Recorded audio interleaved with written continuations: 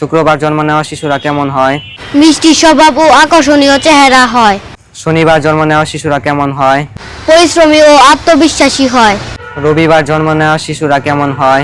ভাগ্যবান হয়। সোমবার জন্ম নেওয়া শিশুরা কেমন হয়? নম্র ও মিশুকে হয়। মঙ্গলবার জন্ম নেওয়া শিশুরা কেমন হয়? সাহসী ও নির্ভীক হয়। বুধবার জন্ম নেওয়া শিশুরা কেমন হয়? বহুমুখী প্রতিভা সম্পূর্ণ হয়। বৃহস্পতিবার জন্ম নেওয়া শিশুরা কেমন হয়? জ্ঞান পিপাসু ও বুদ্ধিমান হয়। স্বপ্নে টাকা পাওয়া কিসের সংকেত? সুযোগ ও লাভের সম্ভাবনা।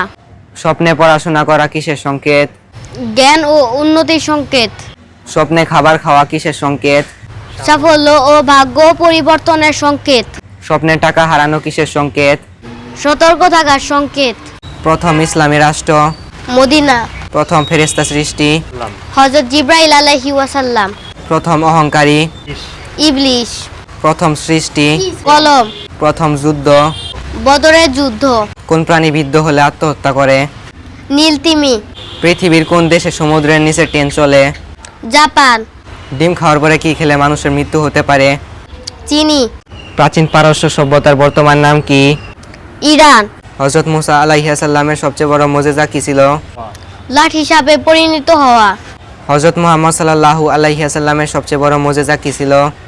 আল কুরআন ও 4 দ্বিখণ্ডিত করা। হযরত ইব্রাহিম আলাইহিস সালামের সবচেয়ে বড় মুজিজা কি ছিল? আগুন শীতল হয়ে যাওয়া।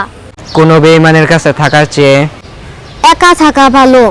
কোনো স্বার্থপরের সাথে থাকার চেয়ে একা থাকা ভালো। কোনো মিথ্যাবাদী বেঈমান প্রতারকের সাথে থাকার চেয়ে একা থাকা ভালো।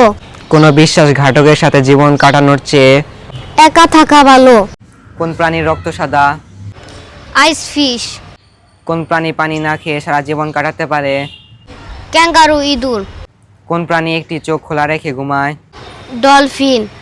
কোন প্রাণীর জিভ তার শরীরের চেয়ে লম্বা? গিরগিটি। যে যত বেশি শান্ত সে তত বেশি বিপজ্জনক।